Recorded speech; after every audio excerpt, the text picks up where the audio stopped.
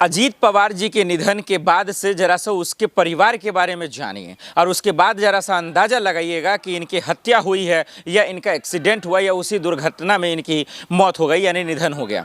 अब इनके पत्नी के बारे में आपने देखा कि किस तरीके से डिप्टी सीएम का शपथ ग्रहण हुआ। उनके बहू के बारे में जानिए, उनके बेटे के बारे में जानिए, उनके बेटियों के बारे में जानिए। और ये जो एनसीपी के 41 विधायक बने हैं ना, फिर इसका अंदाज़ा आपको समझ में आ जाएगा कि दरअसल महाराष्ट्र की राजनीति में जो इनकी ताकत थी, जो इनका दबदबा था, वो आखिर सबसे अलग क्यों था, ये आपको खुद समझ में आ जाएगा। और दूसरा पहलू ये समझेंगे कि जब से वो डिप्टी सीएम की जो पद संभाली हैं, जो कुर्सी संभाली है, क्या उसके बाद उनकी पत्नी क्या अपने पति के उन गुनहगारों का पता लगा पाएंगी जो आज पूरा हिंदुस्तान जानना चाह रहा है। हर कोई ये जानना चाह रहा है कि देखिए, वो चाहे हत्या हुई हो या वो निधन हुआ है या प्लेन क्रैश में ही मौत हुई हो, बम धमाका हुआ, वगैरह तरह तरह के सवाल हैं। इन सवालों को अगर अलग भी कर दें, जैसे कि इनका कोई तुक नहीं है, तब भी क्या ये पता चल पाए कि इन सरकार में जहां डबल इंजन ट्रिपल इंजन की सरकार है, क्या ये पता चल पाएगा कि इस तरह के प्लेन क्रैश क्यों हो रहे हैं, ये इस तरह से आम लोगों की मौतें क्यों हो रही हैं, या कोई भी आम नागरिक इस तरीके से जान क्यों गंवा दे रहा है। अगर ये पता चल जाए तो बड़ी मज़ा आ जाएगा कि आखिर लोगों की मंशा क्या है, जो लोग आम लोगों की जान ले लेते हैं। अब आम लोगों के पास तो इतना सोर्स नहीं है, इतना ताकत नहीं है, इतने पैसे नहीं है, तो कम से कम इनकी पत्नी तो अब बन गई है डिप्टी सीएम, कुर्सी संभाल ली है ना, जिम्मेदारियां आ गई हैं ना, तो क्या कम से कम दो छोड़ दीजिए आम लोगों का, क्या अपने पति का ही पता लगा पाएंगे अजीत पवार जी का क्या निधन हुआ या किसी ने जान ली। जिस तरीके से प्लेन क्रैश हुआ और जो ब्लैक बॉक्स की बात हो रही है, जो रिकॉर्ड होता है, तमाम सबूत उसमें रहते हैं, क्या वो पोल खोलेगा, क्या ये पता चल पाएगी। तो ये दो सवाल दर्शकों, ये आपको जानना बहुत ज़रूरी है, इसलिए इस वीडियो को शुरू से अंत तक ज़रूर देखिएगा। आइए पहले एनसीपी के बारे में बता दें। एनसीपी के बारे में तो आप जानते हैं कि करता धरता बने बनाए अजीत पवार जी अब इस दुनिया में नहीं हैं, चले गए। उनके भतीजे, उनके बेटे, तमाम लोगों ने भी यही कहा कि आखिर इतनी जल्दी क्या थी और इतनी जल्दी कैसे हो गया, अचानक से इस दुनिया को छोड़कर चले गए। प्लेन क्रैश हुआ, किसी को यकीन नहीं हो रहा, और हो भी तो कैसे। और जिस तरीके से वो खुलासा कर रहे थे, जिस तरीके से उनकी भतीजी, उनकी बेटी, उनकी पत्नी चीख रही थी, रो रही थी, बिलख रही थी, चाचा शरद पवार, और जिस तरीके से सुप्रिया सुले, जिस तरीके से वो कह रही हैं, उनके आंसू हैं, उनके दर्द हैं, उनकी तकलीफ है, ये बता तो रही है कि बहुत बड़ी साजिश है, ये बता तो रही है कि बहुत बड़ा खेल हुआ है, जिस खेल का पता हम सबको नहीं चल पाएगा और जो चलना बहुत ज़रूरी है। तो इनके परिवारों को देखिए तो एक अलग ताकत है, कि इनके पार्टी को देखिए तो एक अलग रुतबा है, इनके विधायकों को देखिए तो एक अलग जो है रोब है।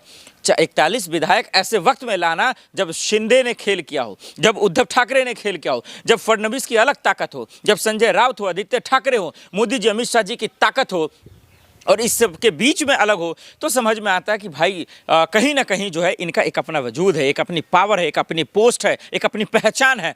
ये पहचान उन्होंने एनसीपी परिवार के तहत बनाया, एक अपने परिवार के तहत बनाया है, जिसका करता धरता हम लोग को देख रहा है। लेकिन अचानक से उनका निधन होना, अचानक से प्लेन क्रैश होना, अचानक से सवालों का जवाब न मिलना चिंता का विषय है, और चिंता के भय में ये डालता है कि आखिर से ये कैसे हुआ। तो दर्शकों, जिस तरीके से अजीत पवार जी के साथ हुआ है, वो भगवान ना करे किसी और के साथ हो, लेकिन इसका मतलब ये नहीं है कि आप या हम या कोई भी सवाल ना पूछे। जिस तरीके से आप और देख रहे हैं कि आए दिन कहीं ना कहीं प्लेन क्रैश हो रहे हैं, आए दिन कोई ना कोई घटना हो रहा है, और ये तमाम चीज़ों की जिम्मेदारी सरकार के पास जाती है, लेकिन सरकार उन सवालों का जवाब नहीं देती है, जो कि कहीं से भी ठीक नहीं है। खास करके संवैधानिक पद पर बैठा आदमी के लिए तो और ठीक नहीं है। तो ये बहुत बड़ा सवाल है जो हम और आप जानना चाहते हैं, हम और आप बूझना चाहते हैं, हम और आप ये चीज़ समझना चाहते हैं कि आखिर ये तमाम चीज़ें होती कैसे हैं।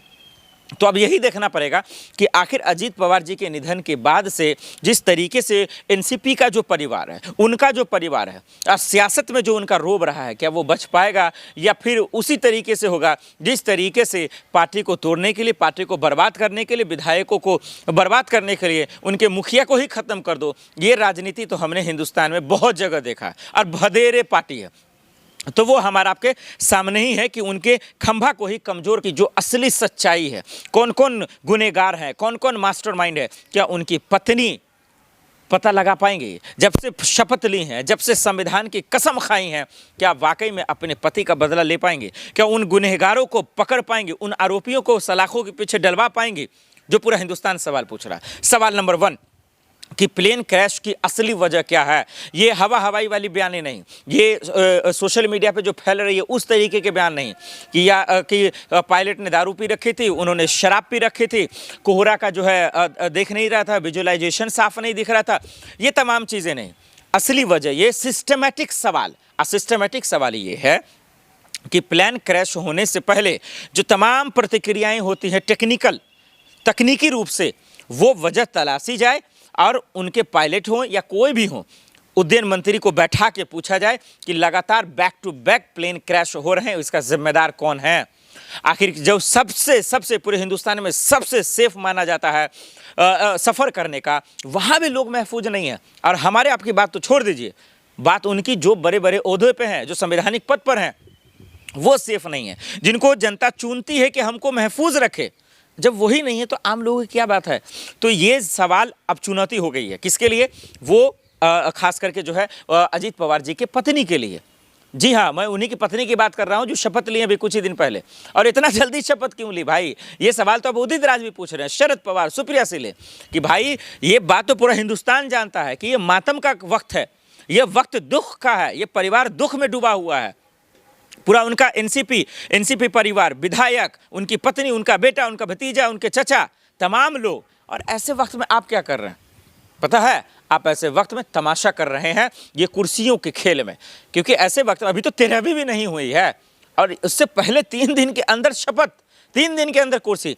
क्या कोई ऐसी सच्चाई है जिसको छुपाया जा रहा है? क्या लोगों का ध्यान भटक जाए? क्या लोगों का जो सवाल पूछ रहे थे, क्या उन सवालों से ध्यान को हटा दिया जाए, इसीलिए ये तमाम चीज़ की जाए? अगर ऐसा है तो गलत है, अगर ऐसा है तो संवैधानिक तौर पे भी गलत है, ऐसा है तो फिर सवालों के घेरे में। इसलिए एकनाथ शिंदे, सीएम फडणवीस साहब और खास करके महाराष्ट्र के कर्ता धर्ता, चाहे उद्धव ठाकरे हों, शरद पवार हों, संजय राउत हों, ये तमाम वो लोग इन सवालों को नहीं भटकने देना चाहिए। सरकार से सवाल पूछिए, सरकार किसी की भी हो, कोई भी पद पर बैठा हो, कोई भी मुख्यमंत्री के पद पर बैठा हो, ये दूसरी जिम्मेदारी है कि आखिर इतना जल्दबाजी क्यों की गई। और ये बात तो सुनीता पवार ही बताएंगे जो उनकी पत्नी है, जो कुर्सी पे बैठी हैं, जो पद संभाली हैं, जो जिम्मेदारियां उनके पद पे आई है। और अगर वो इंसाफ नहीं ले पाती हैं अपने पति का, वो नहीं जो है इंसाफ दिला पाती हैं, तो फिर आम लोगों का तो सोचना ही दूर की बात हो जाएगा, आम लोगों का समझना ही दूर की बात हो जाएगा, उनकी चर्चाएं करना ही दूर की बात हो जाएगी। और महाराष्ट्र क्या होगा, पूरे हिंदुस्तान में इससे भी बड़े बड़े घटना हो जाएंगे, लेकिन इंसाफ नहीं मिलेगा। इससे बड़े बड़े घटना हो जाएंगे, लेकिन सच्चाई लोगों के सामने नहीं आ पाएंगी। चाहे वो रेल भगदड़ हो, चाहे रेलवे स्टेशन न्यू दिल्ली की बात कर रहा हूँ, महाकुंभ की बात कर रहा हूँ, या फिर उनकी ही बात क्यों नहीं कर रहा हूँ जैसे पहले प्लेन क्रैश हुए, चाहे वो अहमदाबाद की बात हो या विपिन जी की बात हो। तो ये तमाम सवाल चिंताजनक है, सोचने के लायक है कि आखिर डिप्टी सीएम हो या फिर बड़े बड़े पद पर बैठे हुए लोग जो फाइल्स रखते हैं, जो सबूत रखते हैं, जो सरकार के खिलाफ कच्चा चिट्ठा होता है, उनका जब सच बोलने वाले होते हैं तो उससे पहले उनका निपटारा कर दिया जाता है, ऐसा जैसा कि आरोप लग रहा है। तो ये भयावह है। और वहीं प्लेन क्रैश को लेकर जब खबरें आती हैं, जब सीसीटीवी फुटेज आते हैं, जब मेडिकल रिपोर्ट आते हैं, पोस्टमार्टम रिपोर्ट आते हैं, जब शव मिलता है, जब ब्लैक बॉक्स मिलता है या नहीं मिलता है तो भी चिंता है, मिलता है तो भी चिंता है, और उसके बावजूद जब कार्रवाई नहीं होती है तो ये चिंता का विषय है ही। ये तो भय में डालता है। इसलिए मैं हाथ जोड़ कर बोलता हूँ कि जिन्होंने शपथ ली है, जिन्होंने शपथ लेकर कसमें खाई हैं और शरद पवार जैसे नाराज थे, सुप्रिया सुले नाराज थी, तो ये चिंता का विषय है। कम से कम अजीत पवार जी के निधन की असली सच्चाई कोई निकाले ना निकाले, सरकार निकाले ना निकाले, कम से कम उनकी पत्नी जो कुर्सी पे बैठी हैं वो कम से कम निकाल तो ले। ये एक बड़ा सवाल है। अब वो निकाल देंगे तो कम से कम जो बाकियों की जान अब वो जाने वाली है इसी तरीके के दुर्घटना में। कम से अजीत पवार के निधन के बाद जिस तरीके से एनसीपी के अंदर और जिस तरीके से सुनीता परिवार का इस्तेमाल किया गया, जिस तरीके से उनके विधायकों का इस्तेमाल किया गया, या फिर यूं कहें कि जिस काला सच को छुपाया गया, जिस फाइल को जो है पर्दे के पीछे डाला गया, या फिर उनको जलाकर खाक कर दिया गया, या फिर यूं कहें कि प्लेन क्रैश में बम से उड़ा दिया गया, जिस तरीके से चश्मदीद के बयान आ रहे हैं, जिस तरीके से सवाल उठ रहे हैं, चाहे वो संजय राउत हो या शरद पवार हो या फिर आदित्य ठाकरे या उद्धव ठाकरे या फिर महाराष्ट्र की सियासत में तमाम वो विपक्ष की आवाज़ जो जांच की ओर इशारा कर रहे हैं, प्लेन क्रैश में तमाम तरीके के शक पैदा कर रहे हैं, वो कहीं ना कहीं महाराष्ट्र की राजनीति में परेशानी इसलिए पैदा कर रहे हैं क्योंकि हर कोई सवाल ये पूछ रहा है कि इतनी जल्दी निधन हुआ और उसके इतनी ही जल्दी में आखिर क्यों उन्हें डिप्टी सीएम बना दिया गया, उन्हें क्यों कुर्सी सौंप दिया गया। क्या कोई ऐसी सच्चाई छुपाना चाहती है जो एनसीपी के पास है, उनके विधायकों के पास है, उनके परिवार के पास है? इसीलिए उदित राज से लेकर पूरी तरह से शरद पवार कह रहे हैं कि इतनी जल्दी क्यों ये सवाल पूछा जा रहा है। और मेरा सीधा सा सवाल यही है, प्लेन क्रैश के बाद तक कई लोगों ने तरह तरह के सवाल खड़े किए, जो सिस्टम से सवाल पूछ रहा है, जो मोदी जी अमित शाह जी से सवाल पूछ रहा है, सीएम देवेंद्र फडणवीस और शिंदे से सवाल पूछ रहा है, इसका जवाब आखिर कौन देगा। सरकार गिरे या ना गिरे, विधायक इधर जाए या उधर जाए, वो एक अलग बात है, लेकिन किसी की जान गई है, किसी की हत्या हुई है, उसका कम से कम जो है जांच तो होना ही चाहिए। कम से कम उसकी असली सच लोगों को पता तो आना चाहिए कि एक खुदा की तरफ से अगर कोई मुसीबत आए तो एक अलग बात है, लेकिन जिसको जिम्मेदारी आपने दिया वो अगर कहर ढाने लगे तो उनका तो इलाज होना चाहिए। और महाराष्ट्र में अगर ऐसा नहीं होता तो ये अफसोस की बात है, क्योंकि लोगों की जानें इतनी आसान कर दी गई हैं मौत के रूप में, जो हम और आप देख रहे हैं। कभी प्लेन क्रैश होता है, कभी भगदड़ होता है, कभी न्यू दिल्ली स्टेशन पे होता है, कभी महाकुंभ में होता है, और कभी फ्लाइट के माध्यम से जो है क्रैश करवा दिया जाता है। तो ये बड़ा सवाल है, क्या इन तमाम चीज़ों का बदला सुनेत्रा परिवार जी ले पाएंगे। शरद पवार लगातार जो है इशारा कर रहे हैं वो शामिल ना होकर शपथ ग्रहण में, तो अब देखना पड़ेगा कि महाराष्ट्र की सियासत में क्या होता है, और अजीत पवार जी के निधन का जो असली सच है प्लेन क्रैश का, क्या वो हम सबके सामने आ पाएगा। उनके पत्नी को डिप्टी चीफ मिनिस्टर बना दिया गया है, लेकिन अब वहां के मुख्यमंत्री लगातार ये कहते हुए दिखाई दे रहे हैं जो आखिरकार इनके नाम पर विपक्ष सियासी हंगामा क्यों मचा रहा है। आखिरकार हम लोग कुछ छुपा नहीं रहे, घटना दुर्घटना को ये लोग सियासी क्यों बता रहा है, इसी पर चर्चा करेंगे। सब्बीर मलिक साहब हमारे साथ जुड़े हुए। सर, आपका स्वागत है।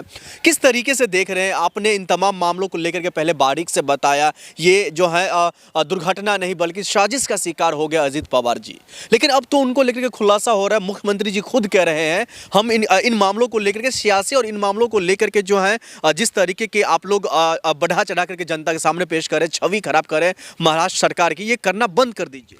देखिए, जिस तरह से आज अजीत पवार की मौत के बाद आप सोचिए कि ऐसा इतिहास में कभी नहीं हुआ होगा कि मतलब उनकी मृत्यु वहाँ जली, चीता ठंडी नहीं हुई, यहाँ उनके वाइफ को शपथ दिलाया जा रहा है। ये इतिहास एक बन गया। अब बताइए कि इतने दिन से जो देवेंद्र फडणवीस जी हैं कोई बयान नहीं दिए। एक बार गए वहाँ पे शोक संतना में, वहाँ पे जाके फिर आकर बैठ गए थे साइलेंटली।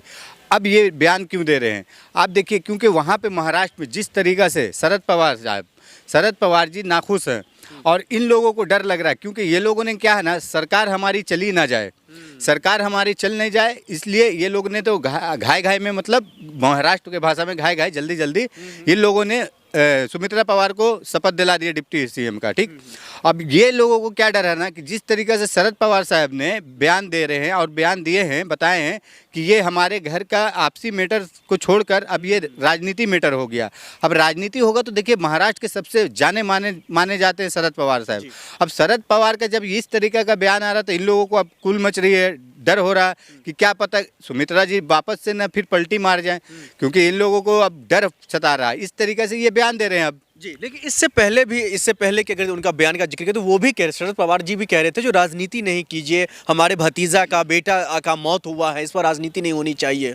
नहीं, देखिए, राजनीति नहीं होनी चाहिए। शरद पवार जी तो उनको जब पता चला कि डिप्टी सीएम का शपथ लेने जा रही हैं, तब उनको तो पेपर से पता चला। उन्होंने तो ऑन रिकॉर्ड बोले कि हाँ, मुझे पेपर से पता चला, ये चीज़ हमारे घर का मैटर था, अगर मेरे घर वाले को इनवाइट करते या बोलते तब समझ में आता है। लेकिन ये सोचिए सुमित्रा पवार जी के ऊपर कितना दबाव होगा, किस तरीके का दबाव होगा कि मतलब उनको अपने परिवार को ही बताने का मौका नहीं दिया जा रहा है कि हाँ हम जा रहे हैं, डिप्टी सीएम बनने जा रहे हैं, ये भी नहीं बताने का मौका दिया जा रहा है। ये इसलिए हुआ कि आप सोचिए कि किस तरीक़ा से, जैसे कि अब सुमित्रा पवार जी हैं, अब सुमित्रा पवार जी को, एक औरत को एक सोचना चाहिए था कि हाँ भाई, इन्हें घर परिवार में ऐसा दुर्घटना हुआ है, अगर जिस तरीक़े से मान रहे, ऐसे तो हम लोग के देखिए नेता विपक्ष हमारे जो राहुल गांधी जी हों या हमारे खड़गे जी हों या जिस तरीक़े से अखिलेश यादव हों या ममता बनर्जी, सब लोग कह रहे हैं कि ये तो एक साजिश था, और साजिश को अगर छिपाने के लिए काम किया गया, क्योंकि ये साजिश को इस तरीके से छिपाने का, आप बताइए क्या इतना जल्दी आप थी, आप सरकार वहाँ पर कौन चला रहा था, देवेंद्र फडणवीस चला रहे थे सरकार, तो सरकार में तो कोई खतरा नहीं पड़ रहा था ना। आप लोग ये चाह रहे जो सीबीआई हो या फिर जो बड़े स्तर के जो जांच संस्थान है वो इन मामलों में हस्तक्षेप डाले और जांच करे। नहीं, देखिए, जांच करना ही चाहिए ना। आप सीबीआई को जांच करनी चाहिए। सीबीआई जांच के लिए ऑलरेडी शरद पवार ने भी बोले, ममता बनर्जी ने भी बोले, अखिलेश यादव हमारे कांग्रेस के भी नेता लोग बोल रहे। लेकिन ये देखिए कि किस तरीका से जब कोई ऐसा बात होता है, जैसे आप देखिए विजय रूपानी का किस तरीके से प्लेन क्रैश हुआ, आज तक उनका कोई रिपोर्ट ही नहीं आया, आज तक कोई जवाब नहीं मिला सरकार केंद्र सरकार से।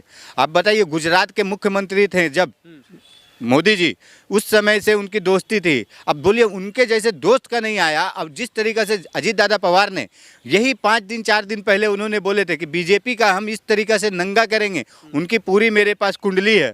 अब उसके बाद 3-4 दिन के बाद यही बयान संजय रावत जी दे रहे हैं, शिवसेना के उदय साहब शिवसेना के संजय रावत जी दे रहे थे, बयान दिए, सब कुछ बोले। और बोलिए वो जा रहे हैं अपने बारामती गए और सोचिए 45 मिनट में ये कांड हो जाता है। और वहाँ पे के लोकल लोग जो कह रहे हैं कि पहले कुछ ब्लास्ट हुआ, उसके बाद ये इस तरीके का कांड हुआ। आखिर में ये बता दीजिए, जो विपक्ष के तमाम नेता आखिरकार सीबीआई जांच के पीछे क्यों पड़ रहा है? नहीं देखिए, सीबीआई के पीछे इसलिए पड़ा कि निरपक्ष जांच हो, क्योंकि ये लोगों को मालूम है कि ये कोई देखिए निरपक्ष जांच होगा नहीं। और वो सीबीआई का आप बोल रहे हैं सुप्रीम कोर्ट के रिटायर्ड जज के तहत भी मांग कर रहे हैं, क्योंकि सीबीआई तो ऑलरेडी इनके कभी कभी बोलते हैं ना, जो पिंजड़े का तोता पहले ये लोग बोलते थे, आज तो इन लोगों का पालतू तोता बना हुआ है सीबीआई। तो इस तरीके से सुप्रीम कोर्ट के रिटायर्ड जज के तहत भी जांच होने के लिए इसके मांग कर रहे हैं विपक्ष के नेता लोग।